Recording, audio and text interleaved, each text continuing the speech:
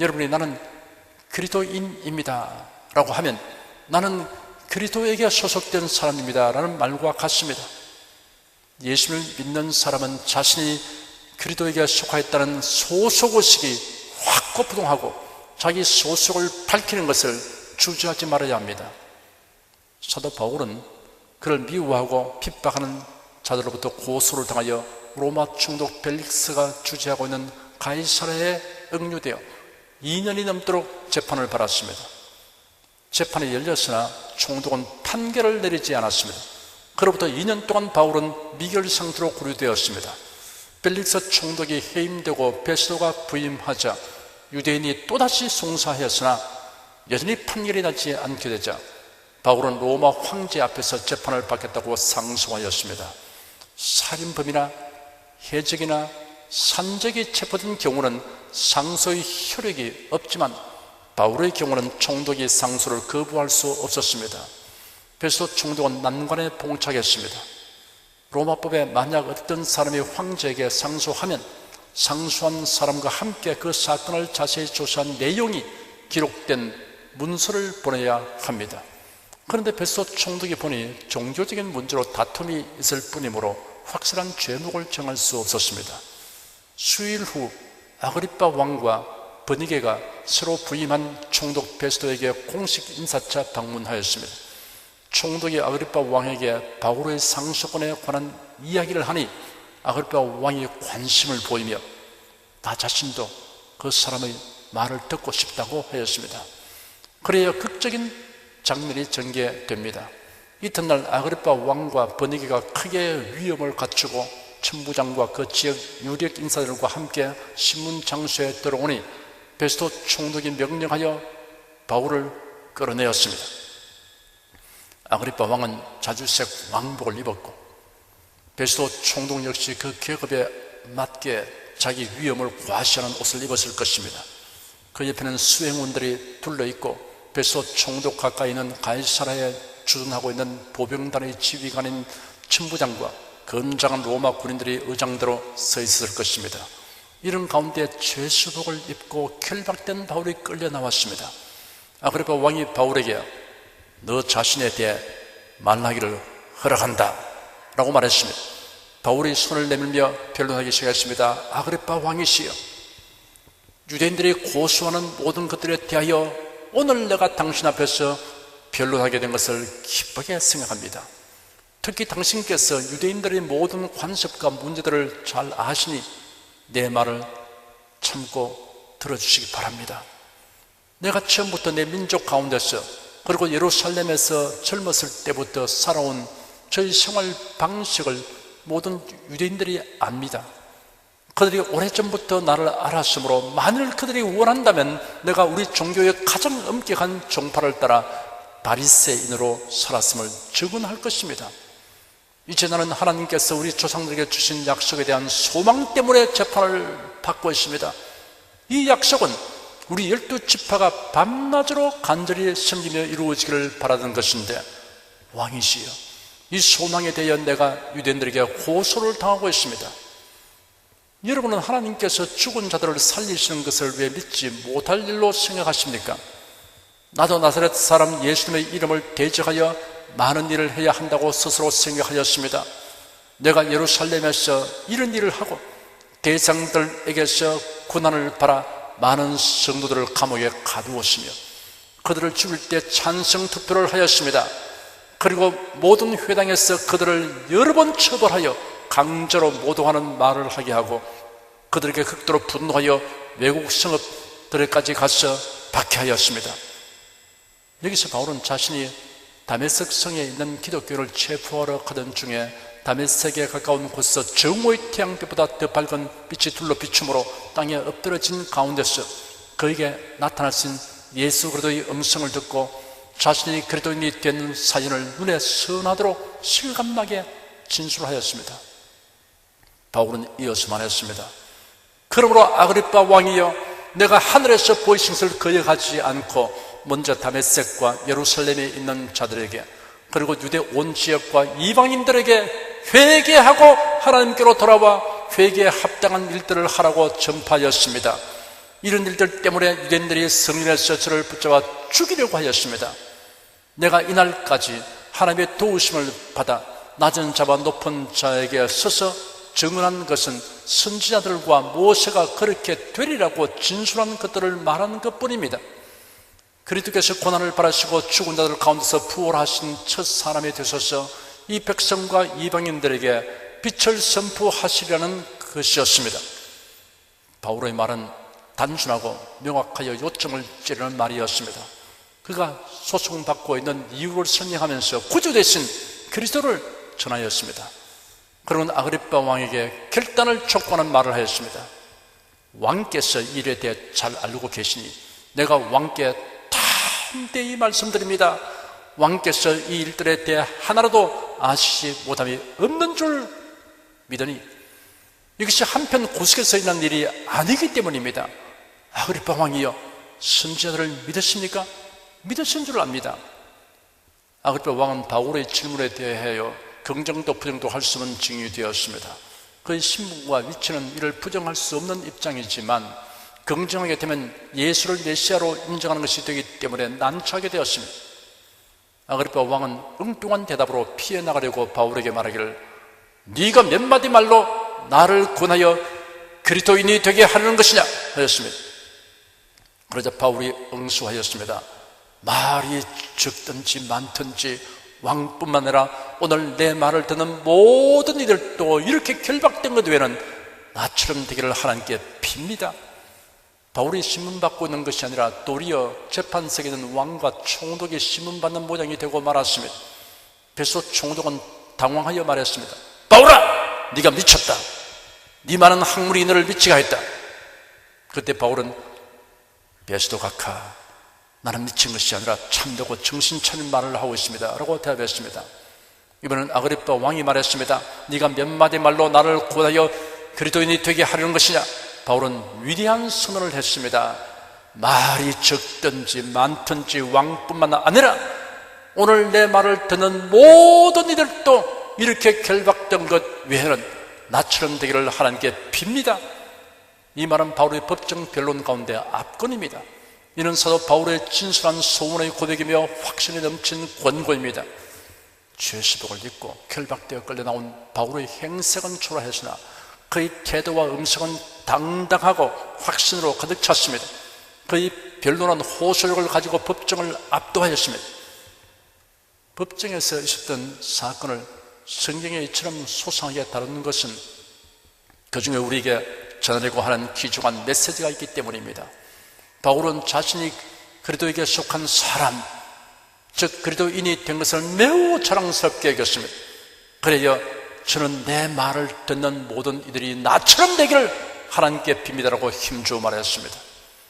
바울은 이미 로마에 가서 재판받겠다고 상소하기 때문에 율리오라는 이름을 가진 로마인 백부장의 인솔 하에 다른 죄수들과 함께 로마로 가게 되었습니다. 그들이 탐대는 곡식을 싣고 북아프리카 알렉산드리아에서 이탈리아로 가는 배였습니다. 배가 항해하다가 맞바람이 심하여 그레데 섬에 정박하였다가 다시 출항하였습니다. 남풍이 순하게 불모로 돛을 올리고 나아가던 도중에 갑자기 일기가 험하게 변하더니 엄청난 광풍이 밀어 닥쳤습니다. 배가 위태롭게 됐자 선원들이 배를 가볍게 하려고 화물뿐 아니라 배의 기구까지 바다에 버렸습니다. 그러나 풍랑은 그칠 줄 몰랐고 오히려 점점 더 거세게 가므로 선원들과 모든 성격은 구원의 여망이 없음을 알았습니다. 죽음의 공포 가운데 낙담하고 절망하여 아무것도 먹지 못하고 기진맥진하였습니다. 이런 와중에 바울 사도가 그들 가운데 서서 말했습니다. 여러분이여, 내 말을 듣고 그레데에서 떠나지 아니하여 이 타격과 손상을 면하였다면 좋을 뻔하였느니라. 내가 너희를 구원하노니 이제는 안심하라. 너희 중 생명에는 아무 손상이 없겠고 오직 배뿐이리라. 나의 속한 바 곧 나의 섬기는 하나님의 사자가 어젯밤에 내 곁에서 말하되 바울아 두려워 말라. 네가 가이사 앞에 서야 하겠고 또 하나님께서 너와 함께 행선한 자를 다 네게 주셨다 하였으니 그러므로 여러분이 안심하라. 나는 내게 말씀하신 그대로 되리라고 하나님을 믿노라 하였습니다. 바울은 격려와 권면의 메시지 가운데 나의 속한 바 곧 나의 섬기는 하나님이라고 말하여 자신의 소속을 분명하게 밝혔습니다.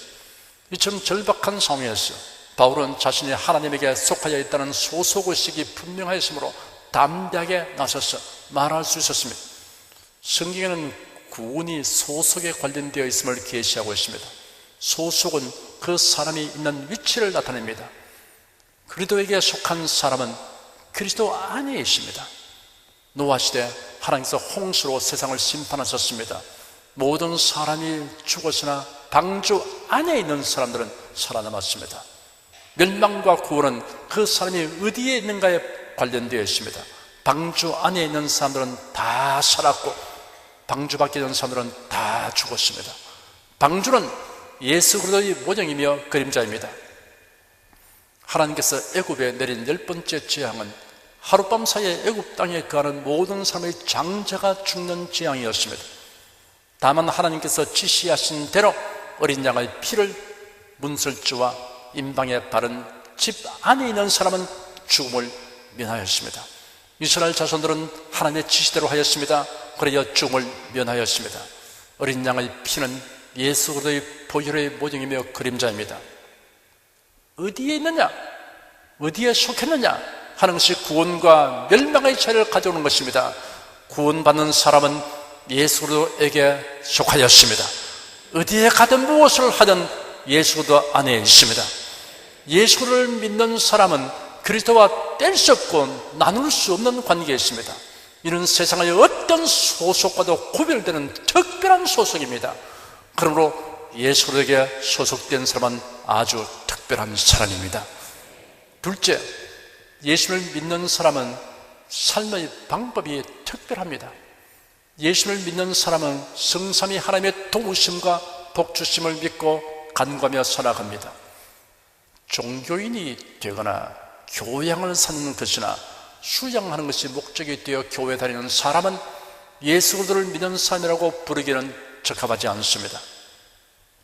예수를 믿는 사람은 하나님의 도움이 없으면 아무것도 할 수 없음을 아는 사람입니다. 하나님이 복 주시지 않으면 행복이 없음을 아는 사람입니다.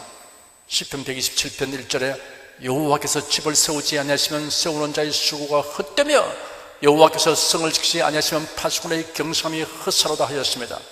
잠언 16장 33절에는 사람이 제비는 뽑으나 이를 작정하는 여호와께 있느니라 하였습니다.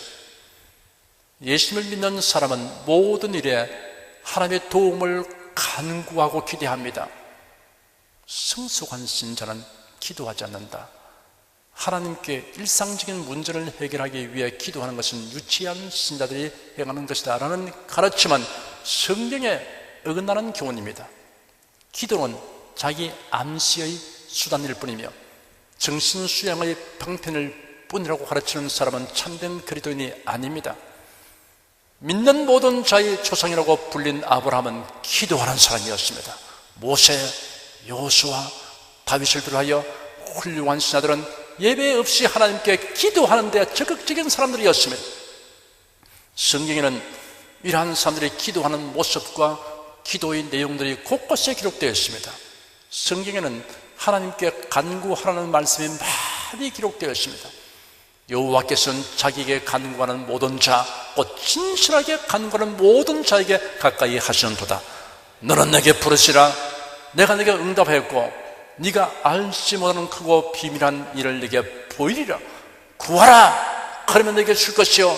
찾으라. 그러면 찾을 것이요. 문을 두드리라. 그러면 네게 열릴 것이니 진실로 다시 너희에게 이르노니 너희 중에 두 사람이 땅에서 합심하여 무엇인지 구하면 하늘에 계신 내 아버지께서 저희를 위하여 이루게 하시리라.